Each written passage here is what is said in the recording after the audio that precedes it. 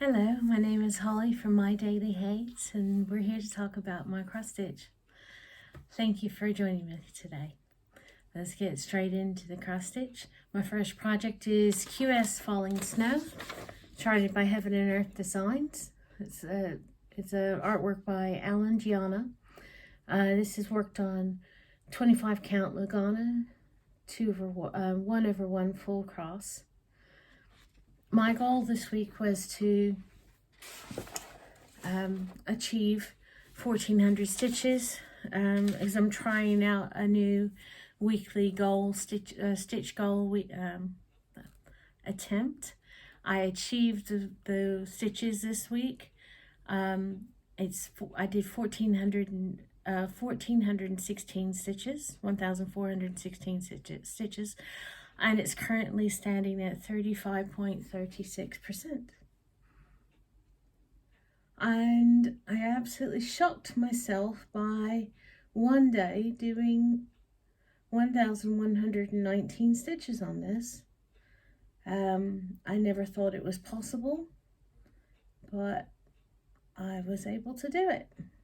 That's the highest stitch count ever on 25 count. That I've ever been able to accomplish, which was lovely. I just kind of got into the zone and I was stitching. It also helped that my husband was home that day, he had the day off, and he decided to cook both our meals. We normally only have 2 meals a day. So he was very lovely and decided to cook both times. And she used to be made in Belfast, and now she's a different lady, has a different handle. I always get confused. I know who she is when I see the handle, but I don't forget. But anyway, she laughingly asked if I actually stopped to eat, and the honest answer is I only stopped once to eat because I was so intent in getting it done. The second project that I'll be talking about is Mini Evening by Leonid Afremov, artwork by Leonid Afremov, charted by Heaven and Earth Designs. This is being worked on 18 count aida, 2/1 full cross. And this is my latest start. I currently have 9.21%. My goal this week is, since this is not a focus in any way, shape, or form, I just wanted to attempt 100 stitches a day, but I decided instead of doing it daily, after I achieved my other 2 goals, which I did, I would then work on this and then go back to my focus piece, which is Mountain Landscape. So I worked on this on Saturday and was able to get over 700 stitches, 714 stitches. So I reached my goal on that one. Now I did hit quite a large patch. All that there is a lot of color changes. And that's the first serious patch of confetti that I had reached in this project. Still nothing on the patch of confetti on an Amy Stewart Secret Garden. Now that was confetti, so it's still not as bad as it could be, but it was quite a fierce patch of confetti to work my way through. But I achieved that on Saturday. Now the last full coverage I'll be talking about is Mini Mountain Landscape. Now I've got 2 numbers here for you. Now the total from last Monday morning to yesterday evening, a full week, was I did 3,993 stitches on it. My goal was 3,500 on it, 3,500. So yesterday evening I was at 47.76%. However, the way I'm doing it, I started working on it again this morning. So I've done an additional 462 stitches at this moment in time. There will be more added to it today. And currently it's at 48.44%. And I've been informed by the rocking stitcher that I'm not allowed to cut this down. But that was before I read her response.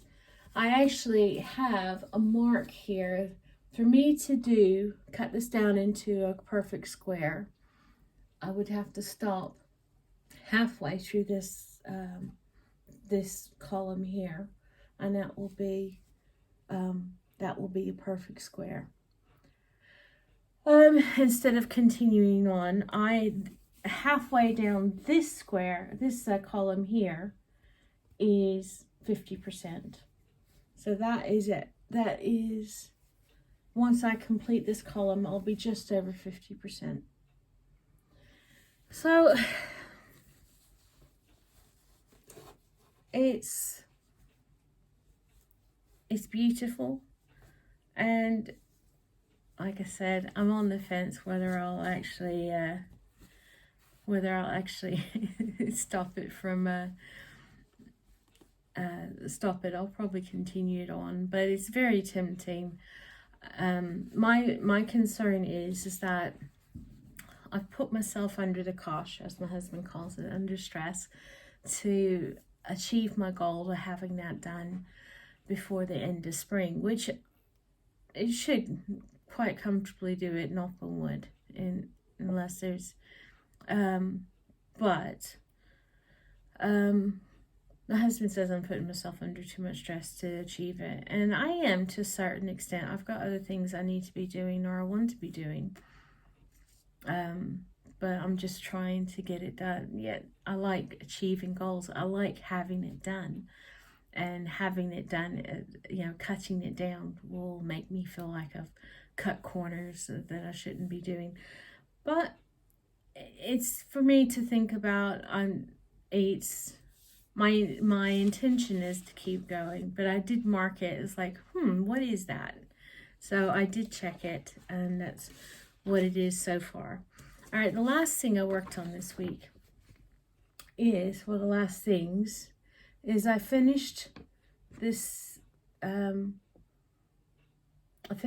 little stocking here, finished the back stitching, and there it is right there. Oops. It was a sweet little chart. There was a little bit of back stitching that was a bit tricky to see, but I was able to work it out, and it wasn't a problem. It's ever so sweet. I do love that one. And then I started immediately on the poinsettia, or poinsettia. It's the settia, some people call it. So it depends. I always called it poinsettia. And I only got this little smidge here, and I just knew that as soon as I finished the Lighthouse, that if I didn't immediately start, I would procrastinate in starting it. So that's become my habit now. So I don't think, I've got to start it. I immediately, fold the little fabric in half both ways and count up from the middle, because that's how I was always taught to find the middle of your pattern from the center of your fabric and count up to wherever I want, or count over to wherever I want to begin. I got a message. I found it, and I felt really bad because I just found it last night. I was going through trying to reply to everyone who's sent a message on YouTube, and I found a message by the Smoky Mountain Stitchers asking me about the dimensions. I was told, the instructions, my instructions said to cut these at 3.5 inches by 4 inches. The fabric I had a row of a wide selvage down the end, so it kind of skewed some of my fabrics. Also, when I was cutting it with the roller cutter, the ruler must have slipped because some of them were a bit wonky, but the dimensions are 14 count, and you're supposed to do it 3.5 inches by 4 inches. and I'm ever so sorry for not getting back to you. I don't know which one of the Smoky Mountain Stitchers asked me that question, but and I'm so sorry that I didn't get back to you beforehand. I've been a bit busy this week. I was doing some more of the Hillsdale College free courses. I've done quite a few of them now. I think that I've done 8. I just finished a Jane Austen, the Northanger Abbey. I've never been a fan of Jane Austen, but I've just wanted to learn more about her, and the course did help me kind of decipher more of her writing. Considering I'm a fan of romance novels, but I was never a fan of Jane Austen or the Brontes, and I still must say that it's not something that I'll pick up to read again. But it was nice to do it. I mean, it's so wonderful to have places that are universities or whatever that will offer courses for free. I mean, obviously, you're not going to get any certification or anything from it, but I've compiled a little list of my certificates from the college, and I've now done courses anywhere from children's literature to philosophy, Western philosophy, on to American history and things in Genesis, and I'm now on King David. So it's quite fun, and so it took me forever to get through philosophy. I'm not a philosopher, and Descartes and all that was a bit tricky. But if you're interested in learning, or because you just listen to the lectures, and then after each lecture you've got like 10 questions you've got to answer. And then at the end, you've got 50 questions at the end of the course, and it's I'm happy to do that. But I didn't know if you were interested in anything like that. These tiny stockings, I've actually become really keen on them, and I was looking at them, and I didn't realize, I thought there was only one other little set of Bucilla's Tiny Stockings. They've got a kit for little stockings, tiny treasure stockings, tiny Victorian stockings. And I was like, oh my word. They look lovely, but I used to be able to get 2 sets over here, but I haven't been able to find any more except for extortionate prices.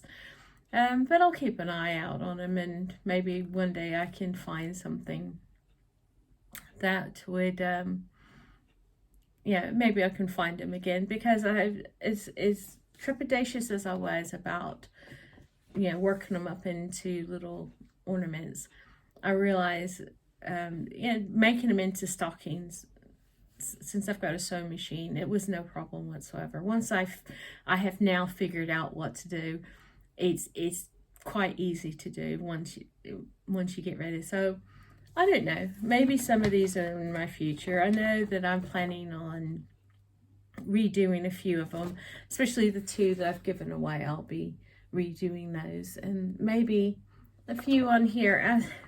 I don't know if I'll keep I probably won't keep all of these. We don't have a dog, we don't have a cat, and I'll probably change the color of the cat to I know a lady who loves black and white cats, so I might change the colors to black and white so that I can give that stocking to her for Christmas one year or something. But that's something to think about in the future. At the moment, I'm just enjoying going through the process. I still love my full coverage though, so I always feel like I'm stealing time away from my full coverage to do these little stockings. So I can't see there'll ever be something that will take away too much time from my full coverage. I was going to say, I watched Kel's Stitches. She's got another video out. Crafty Emily, she finished her Wizard HAED, and she's over the moon. You can tell she's so excited. There's a new cross stitcher called Stem X Stitch, STEM small x stitch, all big capitals. She's quite nice. Rocking Stitcher put out a whip parade. So did Nina Hobby Site. Alicia's Adventures of Stitching, she's put out a video this past week. Angie Slowly Crafts. It's just been, I must admit though, I've been watching more of the knitting podcast. I've been kind of by dividing my time between them. There is I keep looking at my notes. There's a gentleman, a Scottish gentleman, he calls himself the Albanac Knitter, ALBANACH, and he's showing all of his. He's a married gentleman on the island of Arran, ARRA or ON, I can't remember. Anyway, he's quite interesting, and he puts up little videos of his surroundings, which are absolutely glorious. Kaylee Tin Stitch, I saw that she just put up her first stitch with me today. I haven't watched it. I did see that it was going on. I was waiting for anyway, you don't need to watch. I was waiting. I did want to say thank you very much to the people who left so many messages for me during Flossmas, and they were so kind and supportive and so faithful and so lovely. I mean, there were a few times I was laughing. There's a few times that I just had tears pouring down my face for being so emotional and touched and sweet by what they've said. That, you know, it's a roller coaster ride, a wonderful roller coaster ride. But I do want to know that you guys, you're all wonderful, and I wanted to say some of the names, not all of them. These are the ones I quickly jotted down today. Juli and Linda and JoAnn and CJstitches and Sharon Marie and Angela and Lynn and Maureen and Mrs. Bobbinlacer, and there's so many others. And I just want to know that a few of you said don't worry about replying, but I do want to reply because I want to honor you taking your time out of your day and your life to leave such wonderful messages for me. And you are appreciated. You are in my prayers, and you are a large part of my life, and it's wonderful. And yeah, it's same thing with people who are on Instagram as well. There's so many people that are always leaving messages and liking my post, and I sometimes forget that not everyone who's on Instagram is on YouTube and vice versa. So I sometimes assume, and you know what happens when you assume, but I always assume that it's an interconnected, and it is in some ways, but there are quite, because I wasn't on Instagram for absolute years, and it was something that I had to so it's only in the last couple of years that I've been on Instagram, and all the years that people were talking about their Instagram friends. I know that there is a separation there, but for me, because there are people on both, I always assume that everybody is on both, but you don't have to be. It's just my assumption. But it's like I realized that when I was doing Flossmas, I was assuming that everyone who was watching my Flossmas were seeing what I was putting out. So I kind of didn't post that much on Instagram because I didn't want to bombard everyone on Instagram. Oh, Flossmas 2 is out, Flossmas 3 is up. So I know maybe I should have done it better, or differently, but I didn't. That's it. I just wanted to say thank you very much. You are appreciated. All your well wishes and your birthday wishes, are very well received. My husband said, "Bless you." He was quite touched that anyone would think about wishing him happy birthday. His birthday on being on Christmas Eve. It's never been a big. It's never been a birthday that most people recognize. So only close family members usually wish him happy birthday. So he was quite touched that you took time to do that. And I hope that you're all well and happy, and that 2023 is treating you very well. I just want you to know that there are people out in the world who really appreciate you as who you are. Y'all take care and have a wonderful day.